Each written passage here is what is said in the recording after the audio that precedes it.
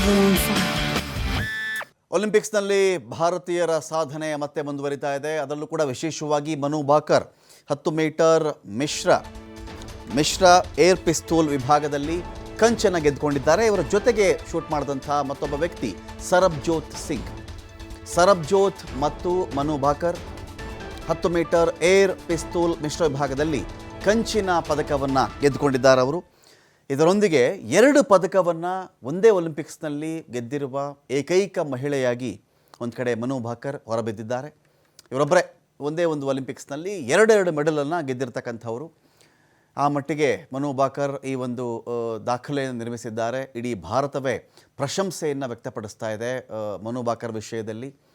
ಕಾರಣ ಇಷ್ಟೇ, ಮನು ಭಾಕರ್ ಮಾಡಿರೋದು ಅಪರೂಪದ ಸಾಧನೆ ಅಂತ ಹೇಳಬಹುದು ಭಾರತದ ಮಟ್ಟಿಗೆ. ಭಾರತದಲ್ಲಿ ಹೇಗೆ ಅಂದರೆ ಒಲಿಂಪಿಕ್ಸ್ನಲ್ಲಿ ಯಾರಾದರೂ ಕಂಚು ಗೆದ್ದರೆ ಸಾಕು ಅವ್ರನ್ನ ಬಂಗಾರದ ಹುಡುಗ ಅಥವಾ ಬಂಗಾರದ ಹುಡುಗಿ ಅಂತಲೇ ಕರೆಯೋದು ವಾಡಿಕೆ ನಮ್ಮಲ್ಲಿ. ಗೆದ್ದಿರೋದು ಕಂಚಿನ ಪದಕ ಆದರೂ ಕೂಡ ಅದು ನಮ್ಮಲ್ಲಿ ಬಂಗಾರಕ್ಕೆ ಸಮ ಅಂತ ಭಾರತದಲ್ಲಿ.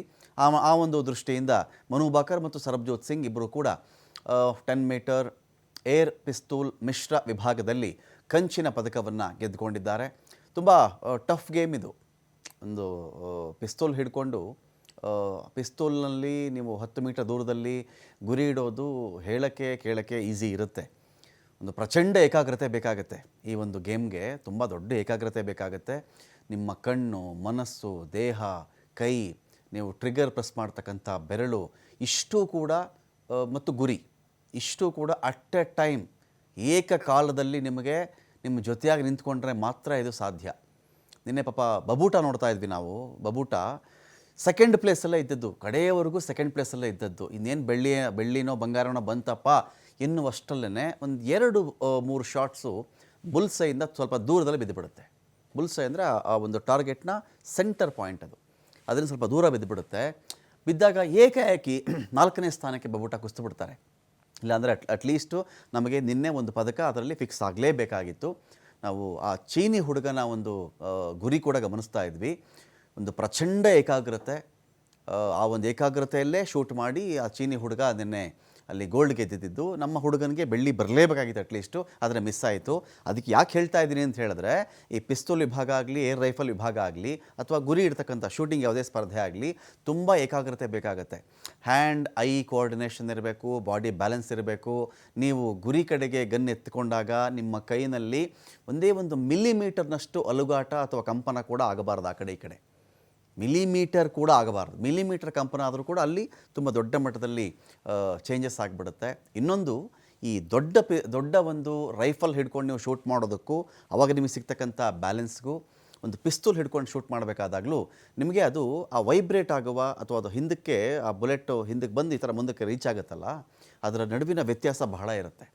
ಕೋಬಿ ಉದ್ದ ಇದ್ದಷ್ಟು ಗುರಿಯ ನಿಖರತೆ ಜಾಸ್ತಿ ಇರುತ್ತೆ. ನಿಮಗೆ ರೈಫಲ್ ಪಿಸ್ತೂಲ್ ಅದು ಚಿಕ್ಕದಾದಷ್ಟು ಅದರಲ್ಲಿ ಬರ್ತಕ್ಕಂಥ ಕಂಪನಗಳು ಜಾಸ್ತಿ, ವೈಬ್ರೇಷನ್ ಜಾಸ್ತಿ ಬರುತ್ತೆ. ಸೊ ಹಾಗಾದಾಗ ಏನಾಗುತ್ತೆ, ನಿಮಗೆ ಗುರಿ ನಾವೆಲ್ಲ ಕರೆಕ್ಟಾಗಿ ಕಣ್ಣಲ್ಲಿ ನೋಡಿ ಆ ಒಂದು ಕಡೆ ಟಾರ್ಗೆಟ್ ಮಾಡಿ ಹೊಡೆದಿದ್ರು ಕೂಡ ಒಂದು ಸ್ವಲ್ಪ ಈಗ ಒಂದು ಗನ್ನು ಈ ಥರ ಶೂಟ್ ಮಾಡಿದ ತಕ್ಷಣ ಒಂಚೂರು ಅಲುಗುತ್ತಲ್ಲ, ಅದು ಅಲ್ಲಿ ನಿಮಗೆ ವ್ಯತ್ಯಾಸ ಆಗಿಬಿಡುತ್ತೆ. ಇಷ್ಟನ್ನು ಕೂಡ ಬ್ಯಾಲೆನ್ಸ್ ಮಾಡ್ಕೊಂಡಿದ್ದಾಗ ಮಾತ್ರ ನೀವು ಟಾರ್ಗೆಟ್ ರೀಚ್ ಆಗಬಲ್ಲಿರಿ.